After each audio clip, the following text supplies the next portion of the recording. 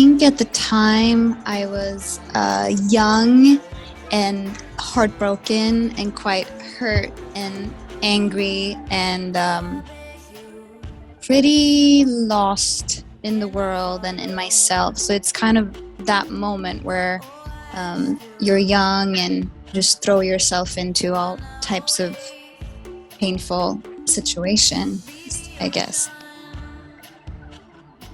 I mean, what is odd is that even though it feels like it was really long time ago, and I feel that I was very young in my perspective, when I wrote it, I'm still battling with the same themes. It's, it's still kind of, search for true love and all of that. So I'm almost in the same mindset still, strangely enough. It's a universal, forever theme. Follow you, hear message. I'm the runner.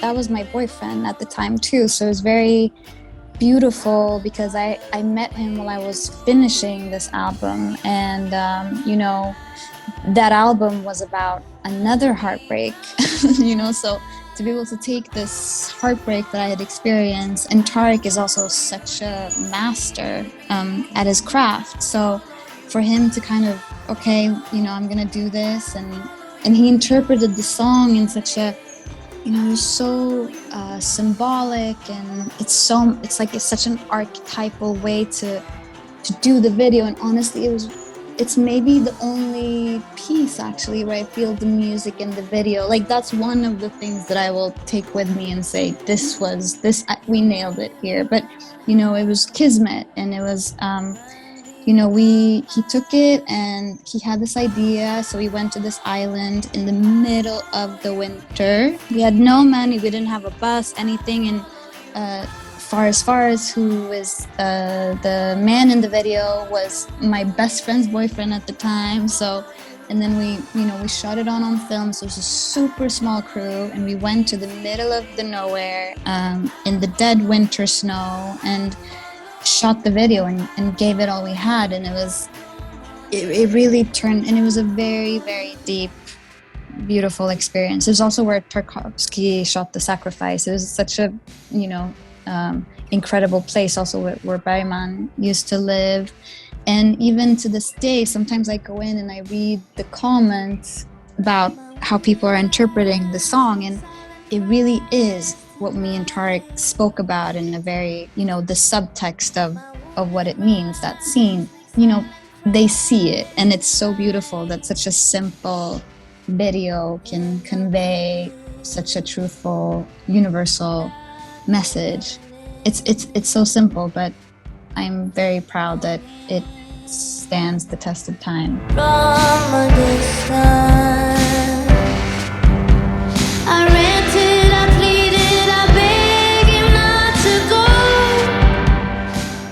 When I think about it now that I have plus 10 years experience of doing things, I realize, my first album, I had never been in the studio. I had never sang with a microphone. I'd never done anything. So that was really kind of my just attempt at making something. I understand the idea and the sense of, and the feeling behind it, but maybe the execution, the way I was singing, doing things. And then on the second album, then I had a real vision, and I did it in a proper way, going into the studio with real references in my head. But at the same time, I had zero experience.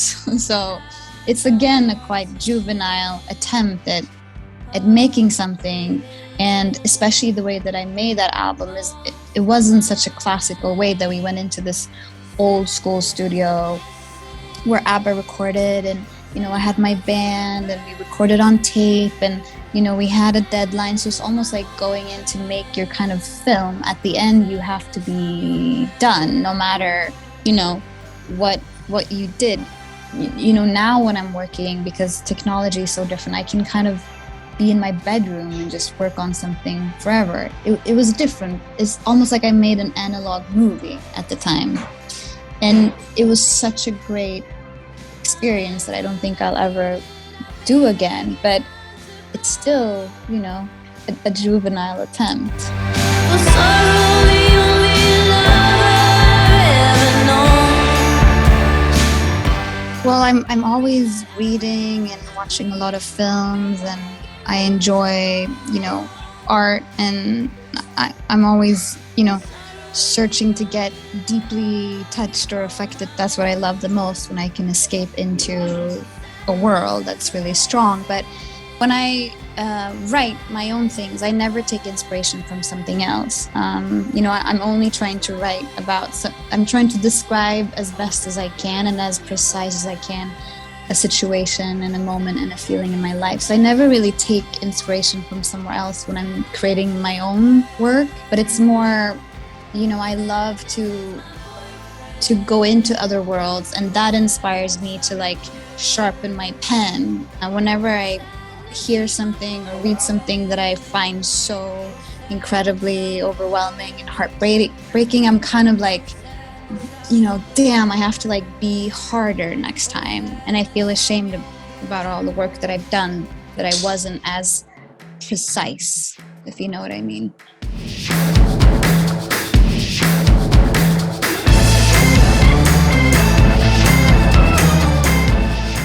As an artist, and this is something that I think about, a quote that Martha Graham said, that she says, to be an artist is to be completely, utterly dissatisfied, because there is no satisfaction in it. You never really reach it. You're on the search for something, and that I can still hear on the album, that it has this energy. I can feel the energy that was in the room, and we spent so much time rigging the drums, and every single sound on this album is played, even from the hand clap to foot stomps to, we put things on the piano and tune it down and up and put it through an echo chamber and into the thing. And, we rented a whole room of percussion. So we would stand and just play different percussions, and then my drummer would sit with the pad and just be like, okay, yes to the cowbell, no to the tom, no kick. It was kind of effort, in the sonics and the energy. It was me and Bjorn, and then a few people that I still play with live. These studios, they don't exist anymore. I think they closed that studio down, so it's such a beautiful thing to, use those real echo chambers that we don't do anymore. So I'm so thankful to have that experience. So it's such a beautiful kind of thing that I feel that, and my feelings were real, and my heartbreak was real, and you can look back at things and you can say maybe it was good or maybe it was bad, but I think the most important thing is, was it alive, and was it breathing, and was it real? And that I can say that it was. And then what more can you do? You do the best you can.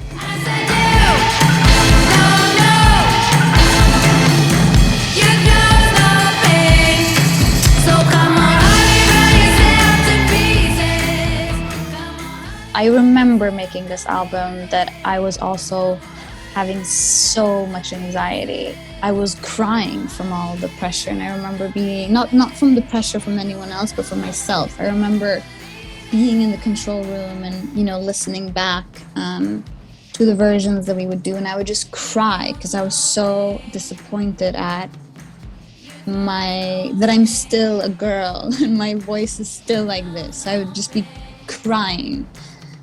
I always had such a struggle with how I sounded, and especially at the time I felt so tortured and so hurt, and I wanted that to kind of, in all the music that I would listen to, Karen Dalton or Johnny Cash, or someone that wears so much pain in their voice, or Odessa, and then I would hear my voice and it was still this young girl. But I was trying to make something so grand, and it was so hard, actually. I don't take none, just say a prayer, they gon' get done. Don't put your pants before I go down. sometimes I do a bit of a retrospect and I like look back at things that I've done, and I'm like, oh fuck, I hate, there's only a few little pieces that I think I would like to take with me, to the end, that I would stand for. Because it's, when you're writing an album, it's almost like, you're writing a diary, and something can be very in the moment and a bit juvenile. It's a little snapshot, and I'm trying to create iconic paintings, and maybe only a handful of them will be that at the end. It's difficult. I'm trying to create something that's really timeless, and there's a lot of things that I kind of now regret.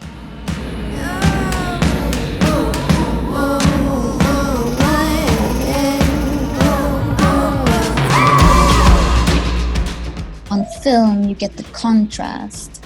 You get, everything is just more beautiful. And on tape too, it sounds more like the dream that I had. It captures the vision better. I don't want to live in reality. And, I think when you make art, you are looking for beauty and pain at the same time. And I mean, I've done a digital album, and to me, even when I work now on a computer or this and that, there's certain things that I'm like, it's just ugly to me.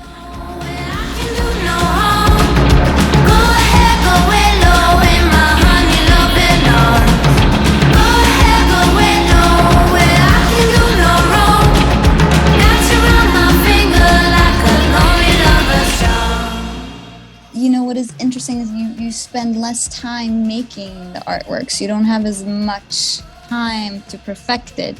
I'm always super involved, and I'm, it's what I do as well. But I think, looking back at that, it's again a very young eye. I mean, you can almost feel the kind of self-hatred. I was just like standing on a rock in the rain with a big black sheet all over my body. So like, and that was shot on film and all of that. And I'm so interested in visual art as well, but obviously I haven't spent as much time making it or perfecting it. So now the more refined my taste is, the more I cannot stand it. The more I love photographs and artists and painters, I'm like, oh my God, what can I do? So I wish that I could erase everything and kind of just put like a post-it sign and say, sorry. Be the ocean where I unravel. Be my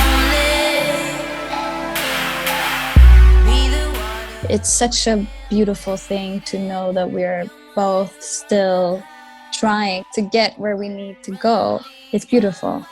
It's very different to what he would have done today, probably. But what I find very interesting and what I've always loved is that somehow that people in hip hop have always somehow used my songs or been drawn to them. And because I love hip hop, I listen to so much hip hop. It's kind of, I feel like maybe in certain ways you probably hear that, even though that my music is so different. I've always listened to hip hop, so I've kind of always listened to hip hop, and then I've always, listened to everything, like very old, obscure music, and then hip hop. That's kind of always my theme.